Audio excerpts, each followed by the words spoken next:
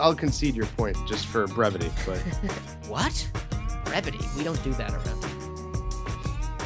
It's probably No. Citrus, or what is a Capital One Bowl? It used to be Citrus Bowl, right? oh my Capital God, One. dude, where have you been? I just like the real name. It hasn't been the Citrus Bowl since 2002? What was your highlight side dish from Thanksgiving? Oh gosh, Scotch. This is the Buck Around, the podcast devoted to all things Wisconsin Badger football from a fan perspective. Featuring your hosts, Richard Branch and Maxwell Brusky. And hello, everyone, and welcome back to the Buck Around. Welcome back to episode 334 of the Buck Around. I am one half of the Buck Around, Richard Branch, joined by my, I'm going to go with what I wrote down ahead of time, anticipatory colleague, Maxwell Brusky. Max, how are you, sir? Well, hairy. I didn't want to Really? use that one. No. Anticipatory of I've learned a lesson lately, which is don't print the show agenda. For those at home who'd like the little no inside baseball, I write a lot of timestamps of our editing stuff on our Yes. agenda. Max and I have this agenda that we put together that helps us work through our points.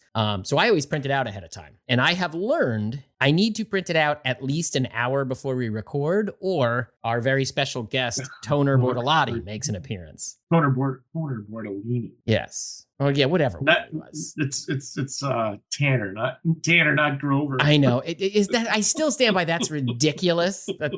That sounds like a mistake in like a video. It's a little unlikely. Yes. Those names are there, but thank you. You're It's right. a little unlikely. It's Toner Bortolini. Yeah. So it may be making an appearance in the show today. So just so you know that Gotcha. that's out there for us. So So Be I on will your say toes. this for anticipatory. Yeah. Don't they usually announce like the game that's not coming but the week after that? Don't they usually do that on Monday? well, they reserved it. I don't know if you saw that. And that's because if Wisconsin wins, they can do that. That's like that holdback rule. I don't know all the media rights, but it's one of Yeah. those things like they can reserve a slot depending on a game and blah, blah, blah. I think that's largely around if Wisconsin wins. Because if Wisconsin wins, then at Iowa becomes a much different football game. It does. I agree. So we're not going to know until this coming Monday? I think that's the case. That really sucks because I was talking to you before about getting up at 3 or 4 in the morning. Uh-huh. If that's an 11 o'clock game, I have to leave my house at like 5 in the damn morning. That's the choice you're making, Max. Oh my God. I know. I'm exasperated right now. Well, Just- the other option is, well, I don't know. I'm sure hotel space is already gone. But Oh God. Do you know when I booked the hotel for Saturday night 6 Mhm. months ago? Mhm. I went through 3 things that got booked as I was booking them. I was going to say a Friday night and then you just drive home Saturday. Yeah, the only thing is though is we're going with neighbors who don't do this all the time, so we're gonna drag them. Oh, Well, Max, ridiculous. the cross you bear, sir. This media deal sucks. Enough about TV. Well, that has nothing to do with the media deal. That's always been, that's been Well, time eternal.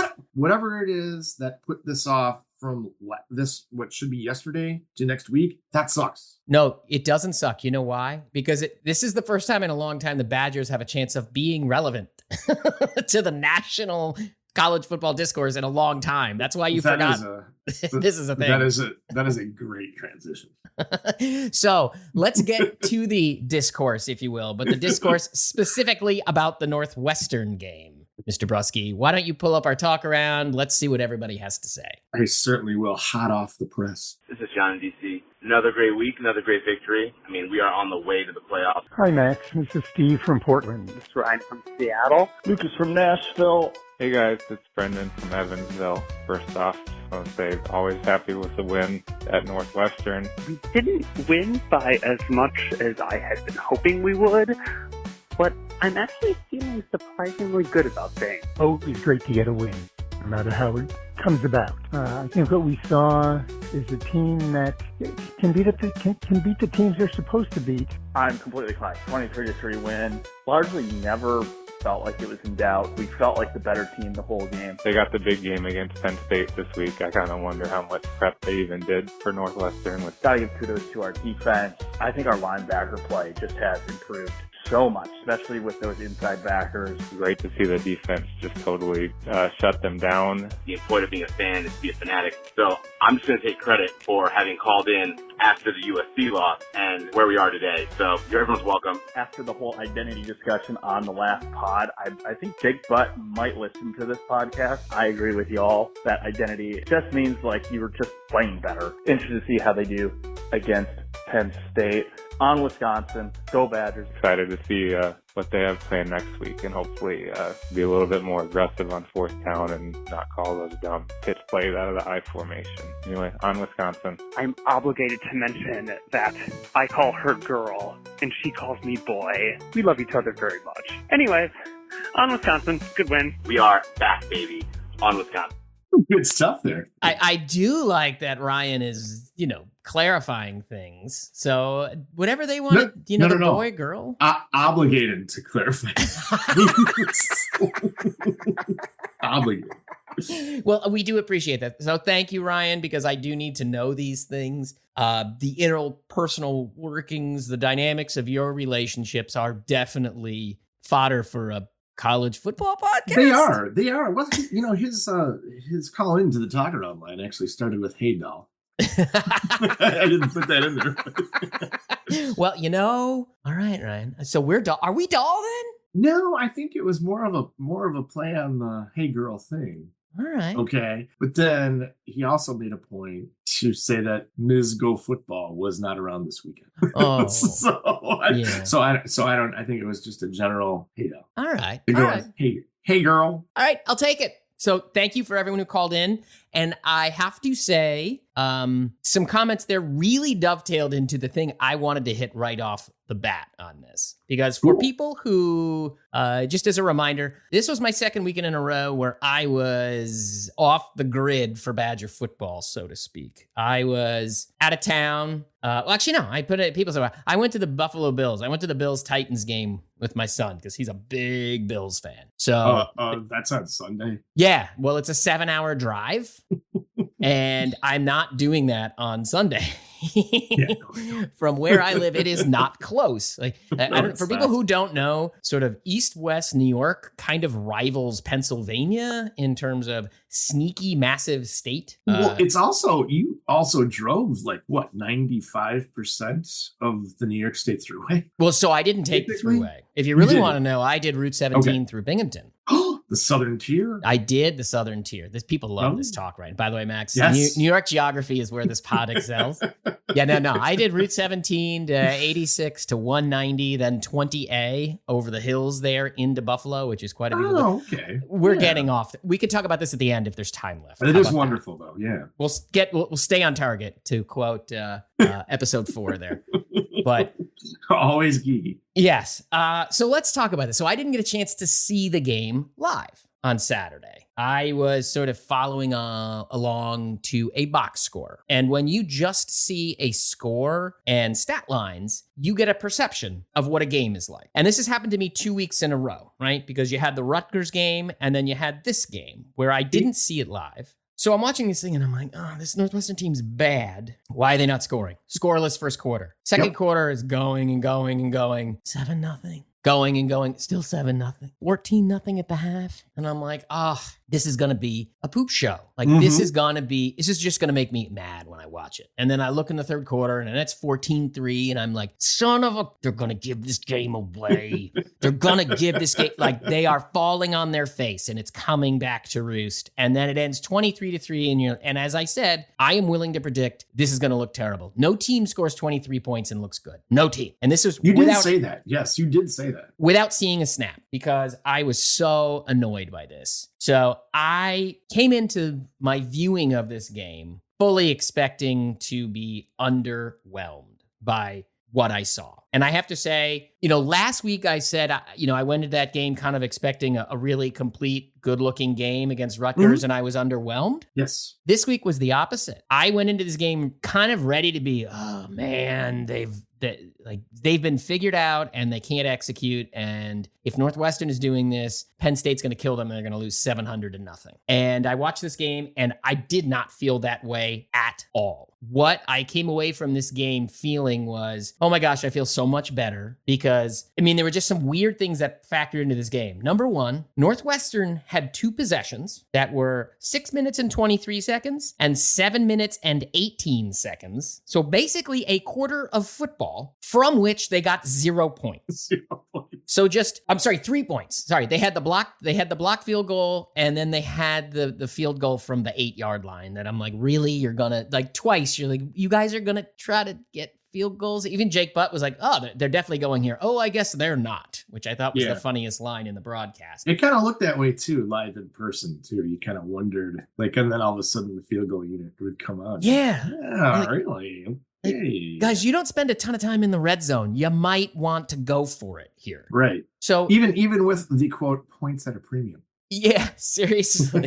They're in a real premium for Northwestern because, even the one drive that was the 13-play drive, it had, a play of 15 yards, a pass for 15 yards, and a scramble for 29 yards, which, okay, that was that 4th down and 3, and Chaney's kind of so he's in his zone and he's trying to watch that leaky little sort of slot receiver guy they have that they target a ton, whose name I can't think of. But then the guy just gets downfield and gets them almost a 30-yard run. Outside of those 2 carries, they had 20, where's my number? I wrote it down because I could not believe it. I think it was 20 yards on 11 plays.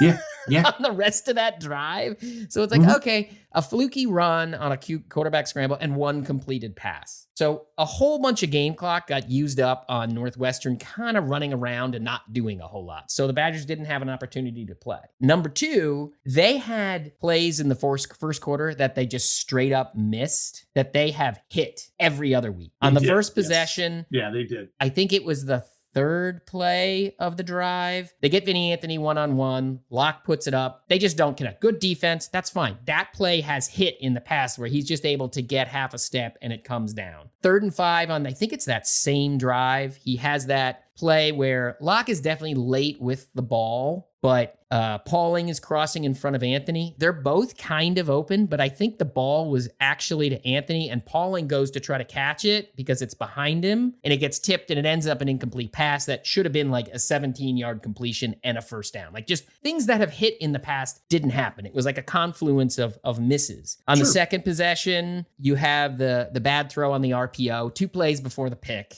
that Locke throws. But he has Vinny Anthony open and he has a 17-yard completion there that he just misses. In the second quarter, I think it's the same drive where they had the 2 completions to CJ Williams. He has CJ Williams on that lollipop into the end zone, and it looks like Williams just kind of loses the ball a little bit because if he fully extends, it's a tough catch, but it is a catchable touchdown. They have a touchdown there. And prior weeks, they've hit those, and those just didn't hit. The execution was there, the play design was there, the matchup was there, the ball's off a little bit. And those things are going to kind of happen no matter what. But I came out of that going, wow, they didn't have a lot of shots in that first half, but they very easily could have been up 21-0.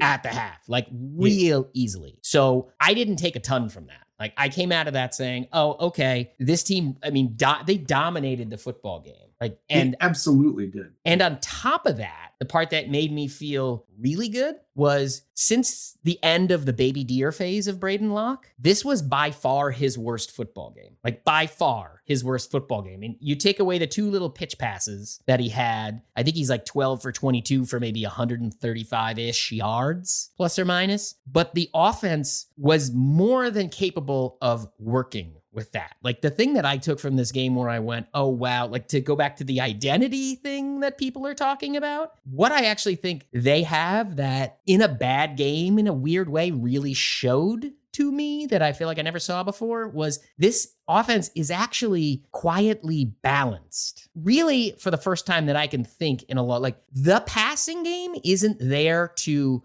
keep people honest in the run game. I mean, that is literally our entire life as Badger fans, what the purpose of the pass game is. The pass game is actually a weapon for this team. It just didn't quite work. But even though it wasn't working, they had enough in the run game to move the ball. Right? Because they didn't get big chunk plays in the air. You didn't get 45 yards to Vinny Anthony for a touchdown or, Will Pauling on a slant somewhere. Like, I actually saw an offense that could do both. The long catch was actually the Dupree one, I think, wasn't it? Yeah, that's the long play of the day, I think.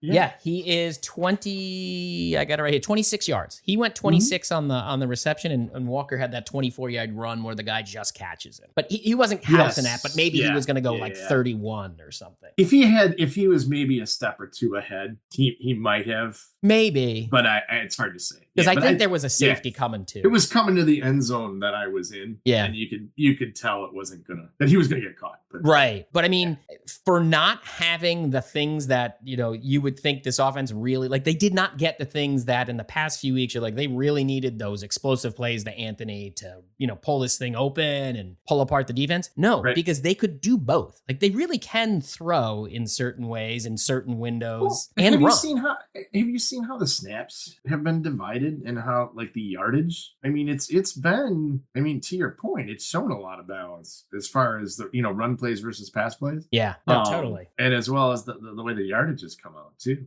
I mean, I don't know. It's so weird to talk about it being effective and balanced. In this kind of balance, I don't think they've really had in quite a while. That's my point. 2019, maybe. But I mean, here's the thing. Maybe? Let's use that, right? Mm-hmm. So 2019, which is good Cone, right? Good Cone and Quintez. But how much of that was like, you and I were, when we were texting before, I think the line you used, just vibes or feel. Like, I'm going to go vibes and feel here. The passing game in 2019 and the passing game in 2024 feel very different in terms of what it's trying to do.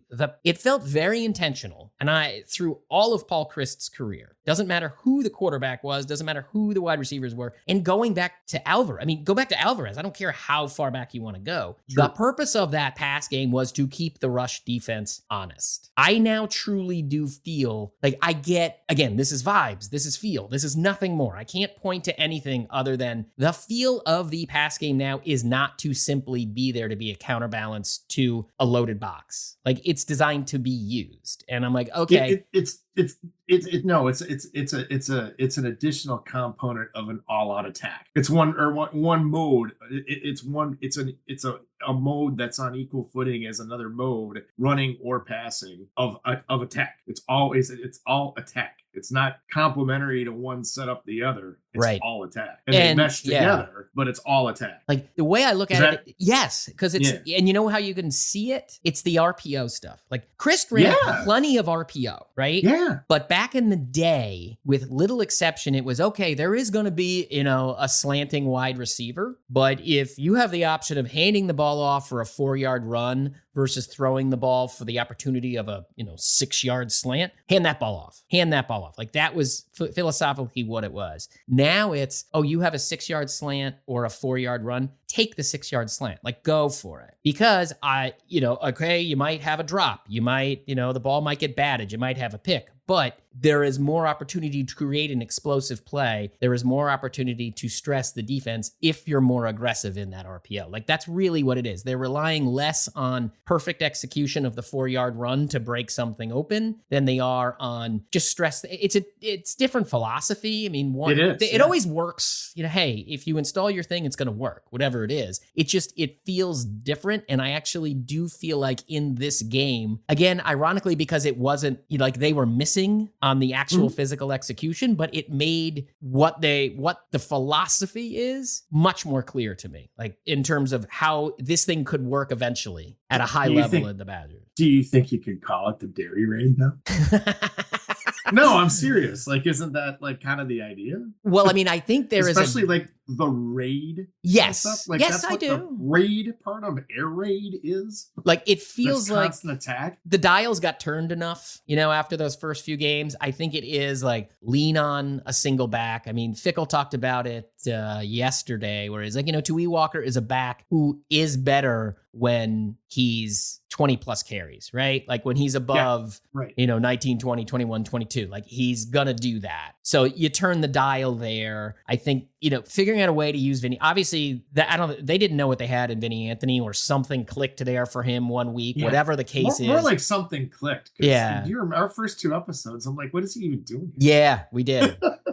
And so either they figured out something to do with him, or he figured out something himself, but it started to work. And then obviously Braden Locke has settled in, because I think, sort of to segue into it, like I think we can talk about Braden Locke now, 3 games in terms of, do you have a sense for what you think he is as a quarterback? Yeah, and does he compare to you to any prior Badger quarterback? Yeah, not really. No, not really. But I think, I don't know. I feel a lot more positive after these last couple of games. And I know at the first half of the Purdue game, I'm still thinking, dude, this guy sucks. Yeah. You know what I mean? I don't know that he changed the arc, or the narrative, or I don't know, the lens through which you're viewing it over 5 halves. I mean, you know what I mean? Especially compared to what it has.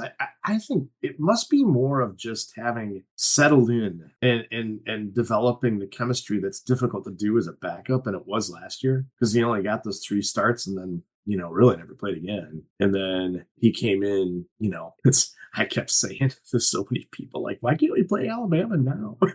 but, you come in that game, not cold, but not in a position you're expected to be in. Cold. I think it's fair to say cold. Yeah.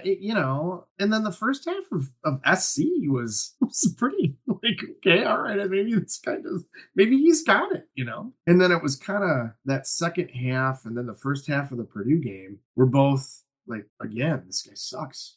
And now I feel like like it's changed. So I don't know how much happened in this game to make me feel better as opposed to the last one, because clearly he's feeling comfortable. And I read some good analysis from, one of the Badger beat reporters about, like, he even had gotten too aggressive in this game, which is like what they want him to do. And I think that, that's part of the attack mode, Gary Raid kind of thing. I think he's finding his way through that. I don't know if he'll ever be, I'm trying to think of a good comparison, like, especially for our audience. Like, I still think he's never going to have those throws like Jordan Love has, where it's going to, where it's a dart. Well, he doesn't have that arm. Yeah. And that's what I was going to say. He doesn't have that arm, and he's still going to have, like, I don't think he's ever going to be super accurate. And the interception that he threw is kind of weird, because that was coming right at us too. And, I was with a friend who's not a Badger fan.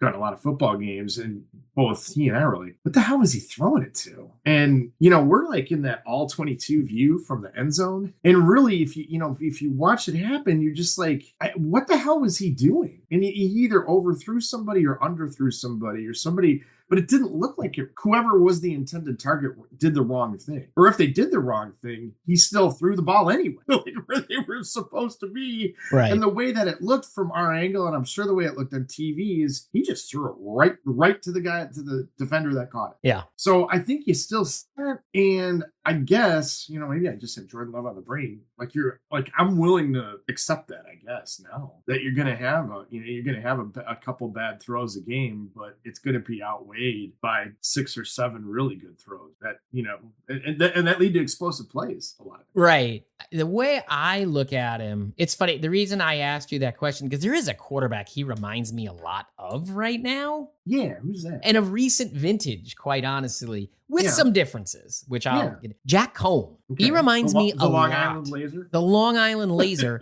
mostly because the Long Island Laser did not have a laser arm. Right? Like, he was a guy who sort of had that mid-tier arm, but you got the sense that he was kind of the smarts guy. Like, he did a lot of studying. I mean, you always had the Jack Cohn sort of like dead eye stare. Quarterback too, like that paradigm for the Tolziens and the, I get it. And Locke feels that way. I mean, especially when they talk about him, he's the playbook junkie, blah, blah, blah, blah, blah, which who knows how much of that is true versus they just need something to say about the guy. But let's just take it at the surface level, right? You did talk about his living arrangements and his opportunities to study. Yes, that's a good point. His solitary. He does live in Cottage Grove. Isn't it Cottage Grove where he lives? I forget where it is. Or Sun Prairie. I don't know where, but somebody did throw out Cottage Grove. Yeah, I mean, I think it was Cottage Grove. And he lives by himself, or he did live by himself. And I mean, I haven't been to Cottage Grove in a few years, but I can't imagine it's changed that much from what I saw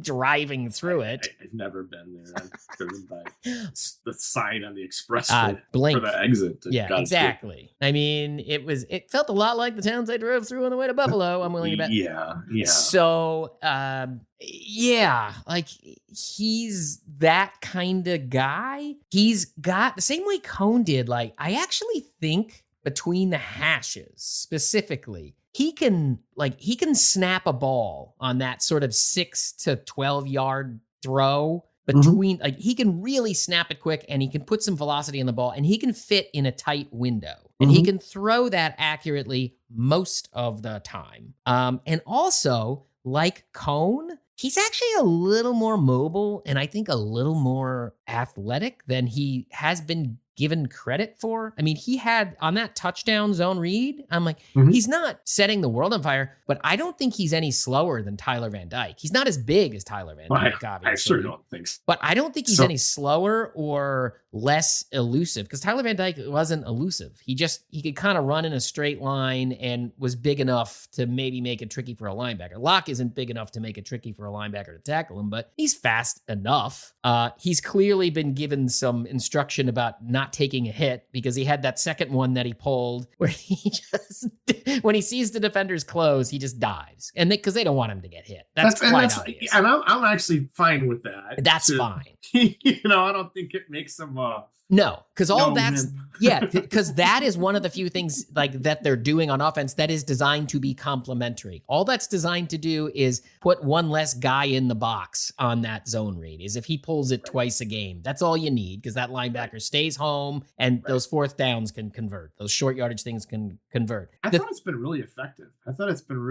Really effective. Yeah. The one thing that I think he's different than Cone, though, and honestly on the bad side, he is definitely aggressive with that below average arm, and he overestimates it. Like I think I was, when you brought that interception this week, I have a suspicion about what was going on there because I tie it to the interception he threw against Rutgers, where Pauling kind of goes on that corner route. It was like a double move, and Pauling goes, and the ball's underthrown to Pauling. Like he doesn't have enough gas to reach him. I think that throw was to Tretch because Tretch is behind the play there. Like on the TV broadcast, they seem to think he just overthrew CJ Williams. I don't think that was the case because he clearly puts everything into that throw. And I think it was to Tretch behind that linebacker, or actually no, it was a safety.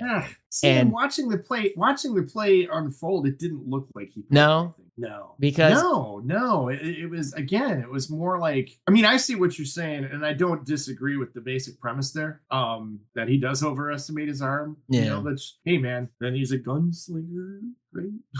Yeah, but gunslinger implies big arm. it does, but it also implies like taking risks that, writing checks that your body may or may not be able to catch. Yeah. And in this one, and again, I not watching it on TV. That's not what it looked like in real time. It looked like it wasn't like lazy arming or anything like that. It just looked like he made a deliberate throw to nothing discernible. To a defensive back, basically. Well, so. Which that can't, that can't be true. I don't think he's gonna say, "Here you go, I'm gonna throw you an interception." It wasn't that. So something there happened. It's just that it wasn't clear what happened, and it just didn't look like the ball ran out of gas. It didn't have that. It didn't have that look to it. Interesting. Like he still had. I don't know if Tretch was supposed to maybe cut that short or something. I don't know. Yes. That is another thing though.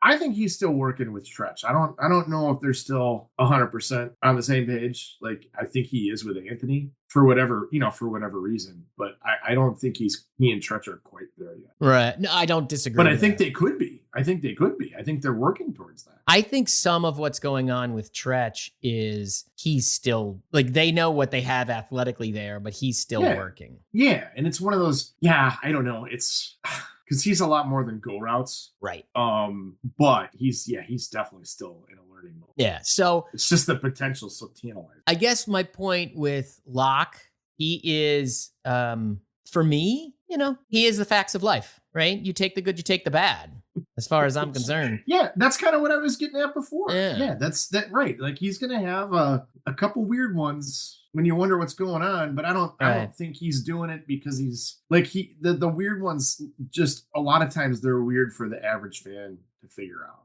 out what he's doing. But they're they're gonna happen. But at the same time, the touchdown to Vinny Anthony against USC, like, there's a perfectly thrown ball. Yep. 35, 40 yards down the field. Mm-hmm. So many of the ones that have been to Anthony this season so far have been perfectly thrown balls. In that basket, yeah. Yeah, which I'll take it. Yeah, and I'm willing to live with some dumb stuff. I mean, and if you're going to throw an interception, okay, fine. If it's like on 3rd and long or something like that, which that one, I don't think it was on 1st down, but it was also it was the functional equivalent of a good punt. You know what? That's my take on most of it. That pick in particular only netted back 12, but I don't disagree with the underlying premise, because that sort of is the underlying sort of thing with most of his interceptions is they are downfield. They're down the field, and I can live with that. I mean, especially since the defense is playing so well. Yeah, so I don't know. You have Tui Walker on the list. I don't know how much you want to get into that. No, we can go to the defense. Yeah, I mean, I don't really have that much to add, except I think he's turning into like what fans would consider a really good, like, Badger type back.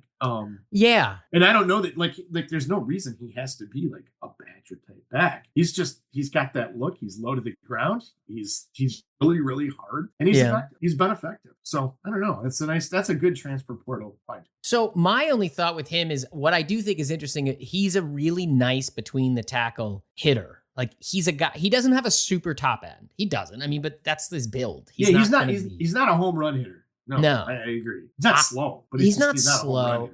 He's not slow, but he has a burst, which I think is good. Like, when he sees a hole, he can accelerate quickly. I would love, the only thing with him is I'd like him not to, I mean, he's trying to bounce things outside sometimes that you're like, well, I don't know. I don't know if you got the legs for that, but he fits again. Like, they know how to use him, and he fits, and he does something, and he stresses a defense because he runs well between the tackles. So it makes them have to figure out what's in the box versus out trying to cut off an RPO slant or Vinny Anthony downfield. So again, those things are all working together. Like, they have multiple threats. The defense, or actually before we get to the defense, there is one thing I do want to touch that I think we should all be keeping an eye on. It's a 30-second thing. For the 3rd game in a row, Jack Nelson exited early. Pro Football Focus didn't catch it, but I did, because Kevin Haywood was in at right tackle for at least one extra drive before they went to the 2s on the offensive line. Interesting, because I was looking at the snaps I was looking at the snaps on Sunday, actually, and I didn't they missed that either. And had that happened in the game, like being there, I wouldn't have noticed it. No. I haven't. But Haywood, a couple times now. He is nursing something. They're not talking about it, but he's clearly got something that they are trying to work him through. So that is worth noting going into Penn State. But the defense, is the defense better? Because here's what I will say. Northwestern had 9 first downs on the day. Outside of those 2 drives that produced 3 points and a blocked field goal, do you know how many they got in the game? Outside of what? Outside of those 2 possessions where they went, 11 plays, and the ones we mentioned at the top, the 11 play and the 13 play. How many of their 9 first downs came on outside of those drives? Of those 2 drives, I don't know, 1, 2, I don't know. 3. 3. They got 3 first downs outside of those 2 possessions. One of them was the big pass on the first play of the game. Okay. And then after that, they got 2 first downs outside of those 2 possessions. Wow. So is the defense better? I don't know if it's better. The only thing I will say is this. I don't know how much of them playing faster at linebacker, like I think Lucas mentioned and others have mentioned, was a function of Northwestern just not being, I really don't know. I'm not disagreeing with them. I don't know how much of that is Northwestern or Rutgers or Purdue not having a whole lot of options on offense versus them actually being better. But there is one guy that I think has, to me, like the biggest story on the defense in the last 3 weeks is Sebastian Cheeks. Yes. Because he just keeps playing more and more. Like this last week, let's see, you had Peterson had 35 snaps. He's always going to play the most. I mean, that's just the guy they trust the most. And I think at this point, he is maybe the best outside linebacker. He stood out to he was one of the two guys on defense that stood out to my friends where he's like, who's number 17? You know, interesting what I mean? to know. Yeah. To like fresh eyes.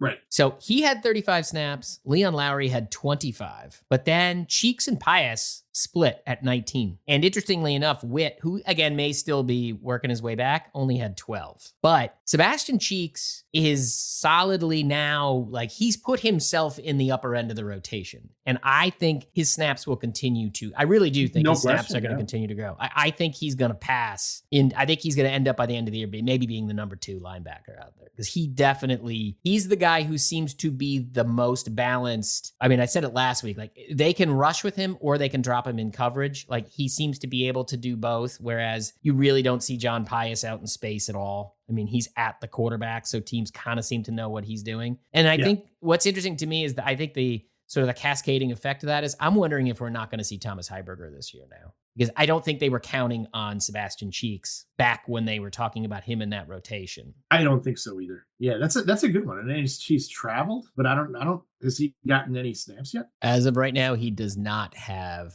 a recorded snap because the special team snaps are already in on PFF. So yeah, he doesn't have a snap yet this season. And I think there's a chance you don't even see him this year because of the play of Cheeks. So definitely a significant development. Last thing then, let's talk special teams, because I do feel like that is a worthwhile conversation. Special teams, yes. I don't know what to make of Vakos.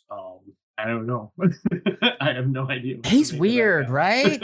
No, he wasn't automatic last year, but man, I never really doubted that he was going to make a field goal when he lined up to take it. Well, last year he was automatic until, retroactively you learned of an injury that we didn't know about at the time when we're like, well, he's no longer like, this was NFL leg to nothing, or not nothing, but NFL leg to very collegey leg. And now you're like, he got the field goal block that looked like trajectory, the extra point that he shanked an extra point. I mean, he shanked one that just tucked in. I mean, tucked in and kind of looked around. Both of those were on the far side of the field from, and if you saw the configuration of the stadium, I mean, 60% of the people sitting were in that end zone. I couldn't really tell other than that was blocked, and, on a blocked field goal, I mean, something screwed up. Maybe who knows? But yeah, I thought that was a miss on the extra point from where I was sitting. And I honestly think been getting it. And so, my angle was a little bit different, but the way it looked, it wasn't, because I was a lot more straight on if I was in my seat. And from my angle, that looked like a miss. Right. I'm just wondering, what is with this guy? What is with this dude? And then the only other thing that really caught my attention, well, not only other thing, but on the punt coverage, like special teams is kind of funky to me because look, they're blocking kicks. Like they blocked a punt and a field goal. And you would think banner day, but the punt coverage is not great. And I can't figure out, I think it's Bertram's. Like Bertram's, the punts, I don't feel like the trajectory is consistent. He seems he's pulling a little bit of a Vakos. Like his numbers look okay in the aggregate, but he's booming, a 48-yard line drive that gets returned 17 yards. I'm not actually using real numbers, but I'm sort of thinking conceptually. Then he'll loft one that's 44 and amazing, to pin them at the 3. And then he'll punt one 52 yards that a team can bring back 20. And it's like, I feel like he's a bit schizophrenic as a punter. Do you think it's more that those longer returns are more attributable to him? Or? I do. I think I kind of do. Well, yeah. Because then I'm okay with that because he's vastly improved from last year. He is. Right? Yeah. And if he keeps improving, because he's had vastly more good ones than bad ones. I mean, to your point, yeah, there's still some learning to be done, but I feel like it's definitely more of an experience thing that I think he'll get better, and I think he'll get better. Oh, just because he's shown he can get better. It's the 35-yard nets that you're like, I get it. Yeah, no. I haven't. Well, I don't know. I haven't noticed it as being much of a problem. I don't know how like Penn State is, but that'll be an issue against Oregon or Iowa that have like guys that are like plus returners. I guess that's more what I'm thinking. Is I think it sets you up to give a plus returner the opportunity to have some space to get moving. Right. But speaking of returners, have they, you think in their minds, settled on Hunter Wohler as the punt returner? I think for the most part, yeah. Is it because he can catch the ball and not fumble it? Yeah. And not muff it? Yeah, I think so. I am curious. Well, I mean, what's the goal, right? I mean, if you want to play like it's funny. I mentioned Iowa because they got the guy they got now, that Wetchen guy.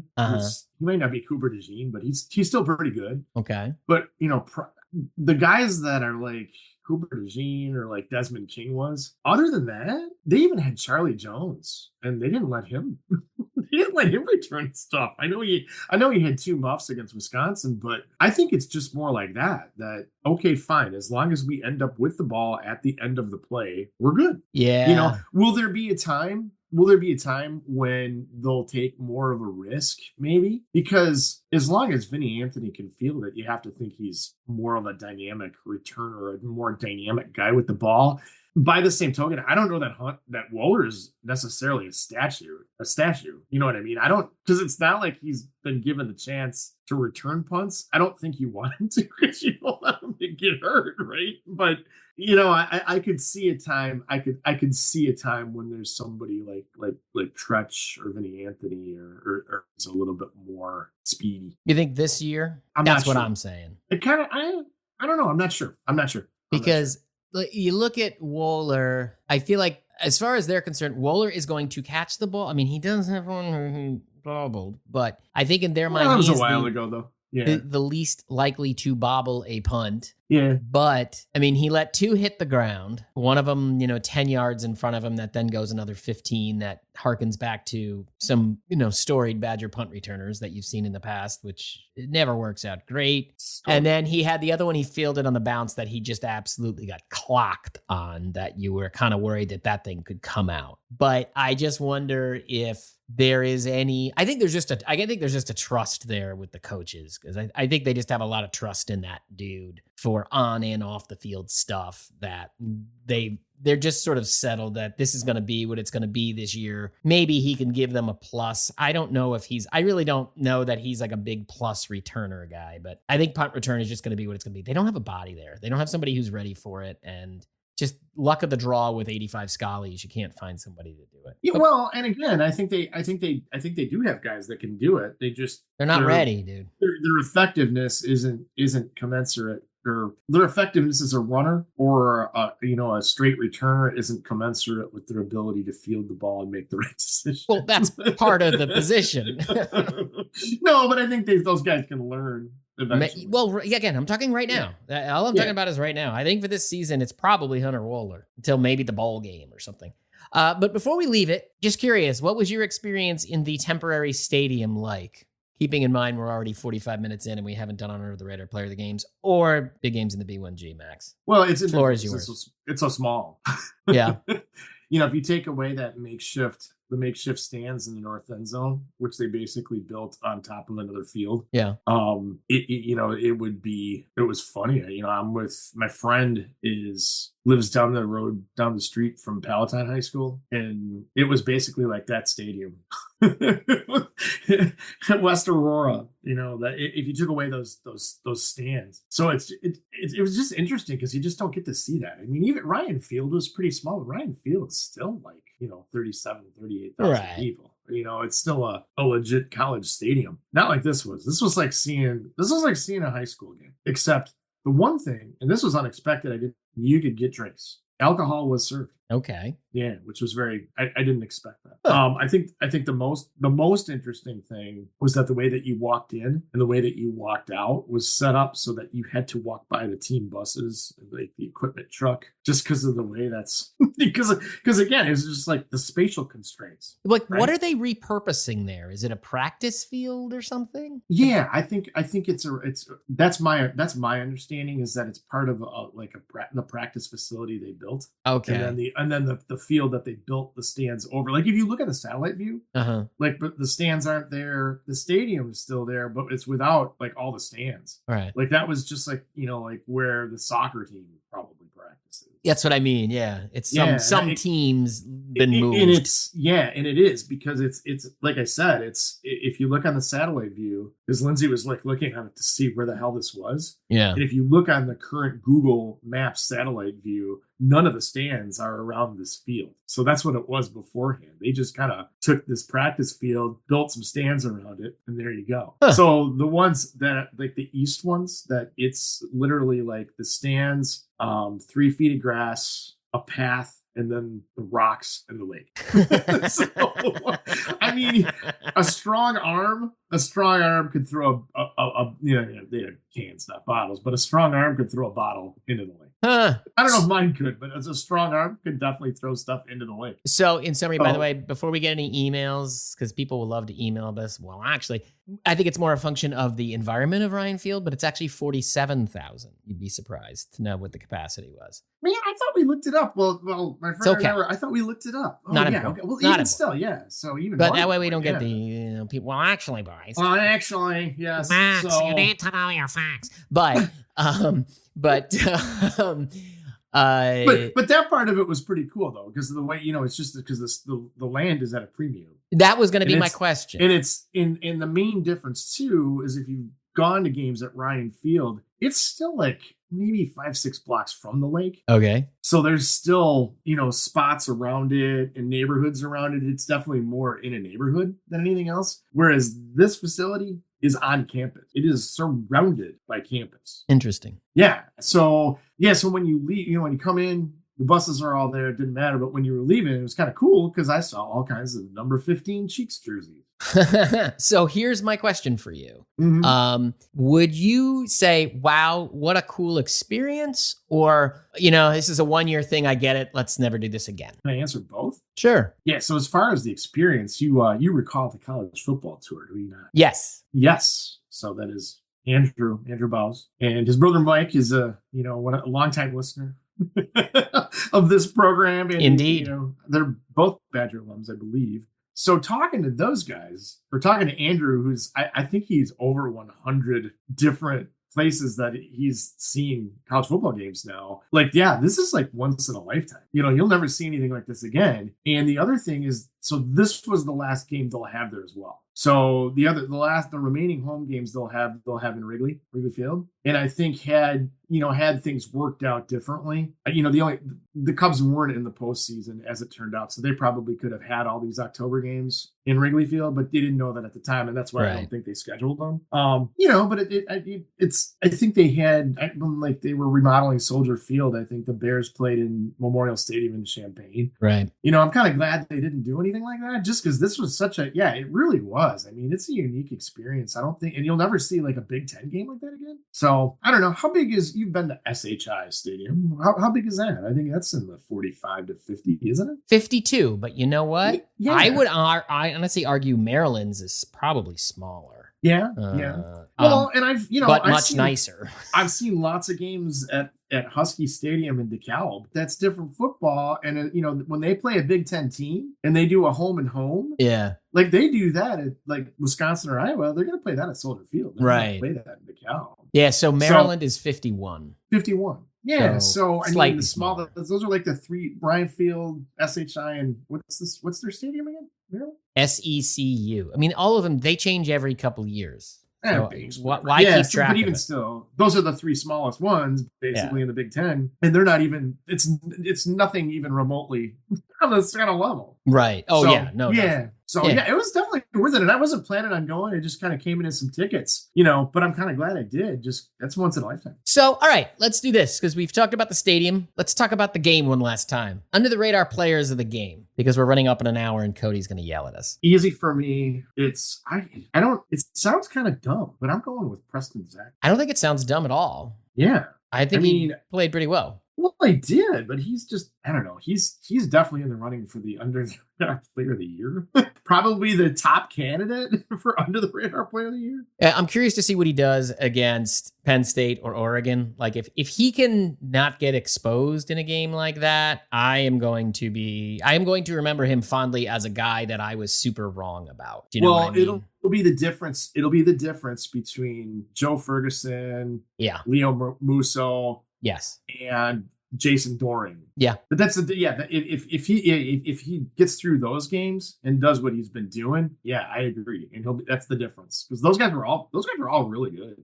So mine is a little different, maybe a little more in some ways a little more obvious, but I'm not picking him for the obvious reason because I don't think the fumble recovery means anything. He just happened to be out of the play when the fumble recovery happened and the ball landed in front of his feet. Elijah Hills. And I will tell you why. He ran down. First off, he was the best player I think he was actually better than Kurt Neal. Kurt Neal had a good day, but I actually think Elijah Hills was better. And the other thing he did that I was like, oh my gosh.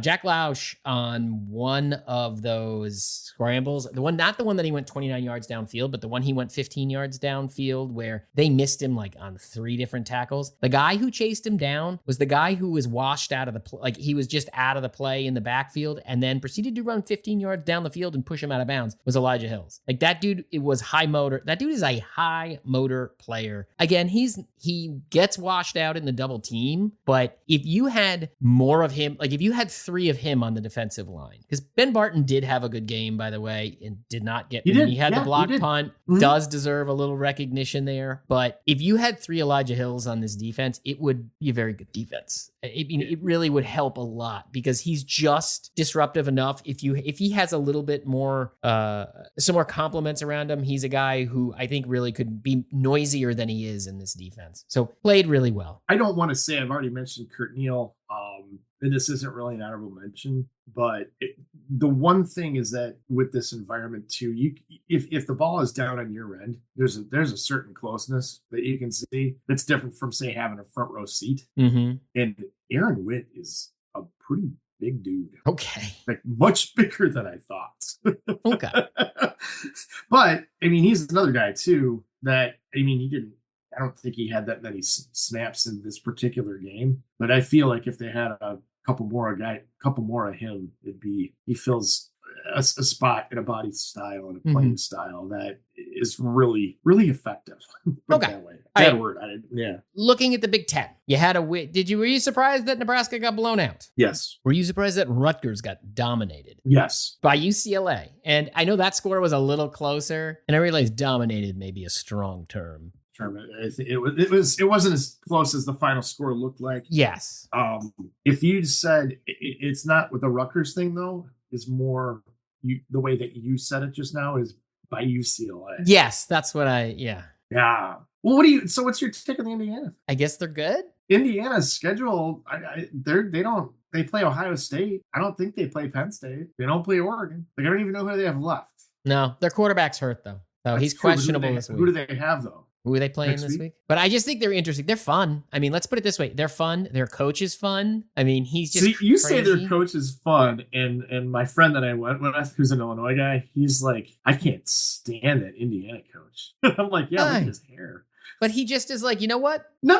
I'm rolling with it. And then when I went and dropped him off, it was, I don't know, second quarter of the Illinois-Michigan game, which was a fun result. My friend's wife, she goes, I can't stand that Indiana coach. Yeah, that's weird, but I know, I thought so too. He's fun. All right. So I think that is intriguing. That's the most interesting thing, I think, to watch the rest of the Big Ten season. Okay, Oregon's great. Okay, what a shock. Ohio State and Oregon are, I guess, Oregon's better than Ohio State by how much? Well, a lot of intrigue there. That's a really shocking result that these two Titans are punching each other out. But Indiana's having fun. Let's do it. But look, man, I don't know who the rest of their schedule is, but chalk up Ohio State as a loss. They're going to be in the playoff.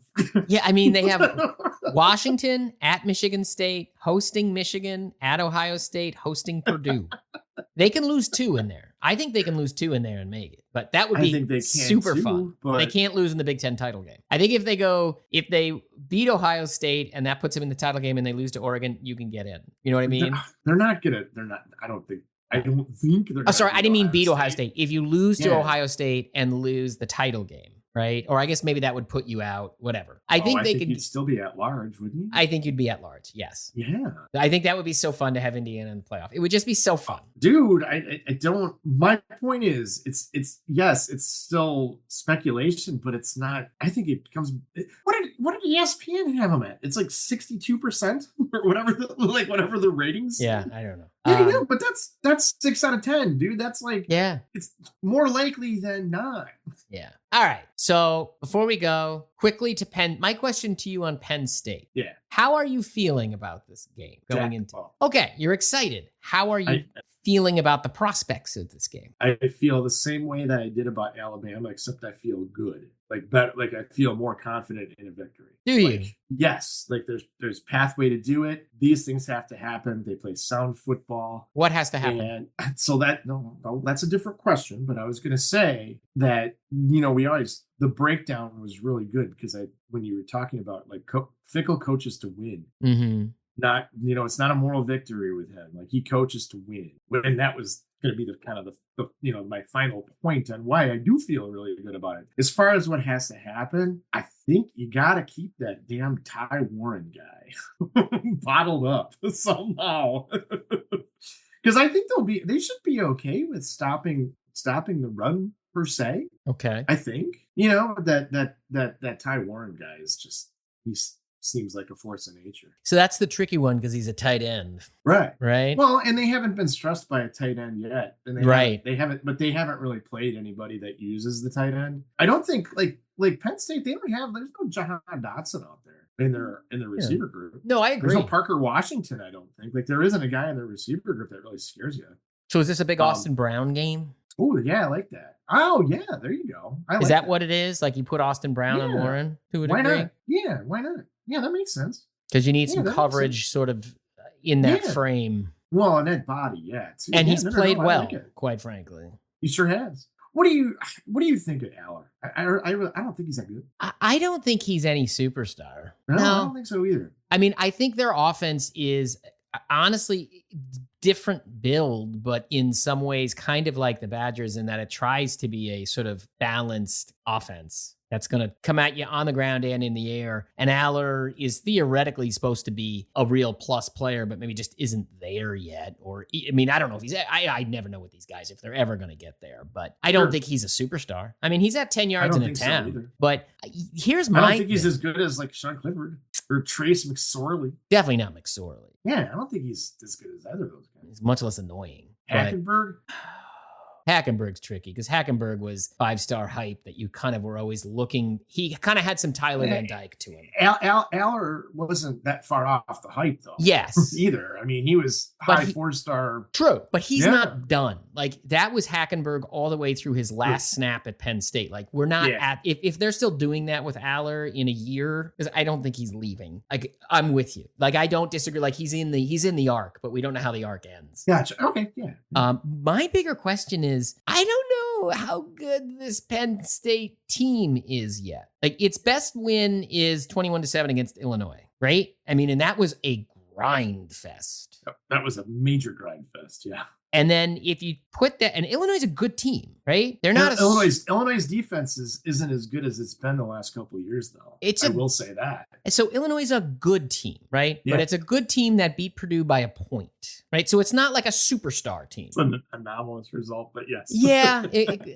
Yes. Fair. Yeah, But I mean, sure. like, if you look at the body of work, it's not like I understand what they are. Like, they're well coached and all those things, but they're like an old, again, I know it's Bielema and I hate to say it, but they're like an old Badger team that's kind of like, it's not going to beat itself. And it's going to be disciplined. Penn State, you have that game. Good, solid win, but it was a 4-quarter game. Then what else have they done? They had a West Virginia team that I think is 3-4, right? They handled that game, but not a very good team. Bowling Green they sweated that one out, and Bowling Green's 2-4, I think, right now. And Bowling Green moved the ball up and down the damn field. Moved down the field. Kent State, good on you. You beat Kent State. I mean, throttled Kent State. They're 0-7, right? Yeah. UCLA, 27-11. Like, UCLA's bad. No, I totally agree. And that's part of the reason I was so frustrated 2 weeks ago when USC let them off the hook. And then USC by a field goal. Oh my God. Right?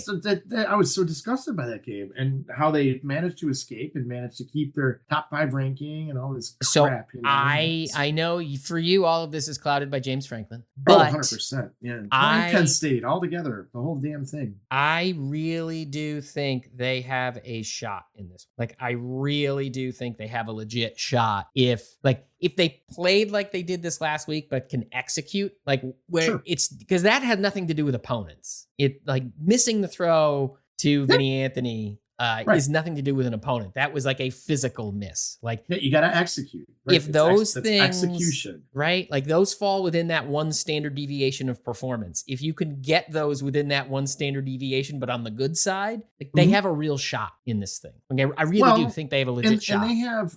Yeah, no, I agree. And I don't think the Penn State defense is any great shakes. I mean, they have a couple star players. Right. I mean, they have a linebacker that wears number 11, but he's not Micah Parsons or LeVar Arrington. He's good, but he's not them. You know what I mean? He's not that kind of guy. And they don't have like a Joey Porter Jr. or a Jaquan Brisker or the kind of guys that they usually have in the backfield. Not that they're bad or anything, but there's not a lot of star power on that defense outside of those two, the linebacker and the pass rush. If they if Braden Locke can make a throw, I think they got a real shot in this one. I think so too. All right. Yeah, no, I feel good about it. Yeah. So, well, the spread is 7. Okay. So, I mean, that's in Camp Randall at night for the number 3 team, and it's only 7. I'd say only 7. I think that's a pretty good deal. I do too. Yeah. I think they got a puncher's chance there. So back to a normal schedule next week. We've already gone over an hour. No one needs Buffalo Bills stories. Only thing I will say about Buffalo fans, and I say this is very impressive. They stand the entire game. They do, huh? They stand the entire game. You sit at immediate timeout. Everybody stands the entire game. And that was when they were down 10-0 and people were grumbling all the way through the end into garbage time. I was very impressed by that. I'll be darned. For an NFL game, the entire game, that whole stadium is standing. Wow, that's cool. That's cool to hear. Very impressive. You got to give them credit where it's not a college atmosphere, but it's not too far off. So very cool. I guess on that note, Max, until the next time, again, we'll be back in people's pod feed next time at the normal time. So Tuesday morning / Monday night. It'll feel good. You can call again and leave as many talk around. Exactly. No matter who's editing them. I made it through with my sanity largely intact. Large, for the most part. This time you didn't upload like a 600 megabyte file for some unknown reason. So I got it right this time. Good job, Max. All right. See you next time, everybody. All right. Till the next time. Enjoy the conversation? Head on over to buckaroundpodcast.com to find all the ways to connect with the show, links to our Patreon page, and feeds for every major podcasting platform. We want to thank each and every one of our patrons. You make this podcast possible. This has been The Buck Around, Badger football analysis from a fan perspective.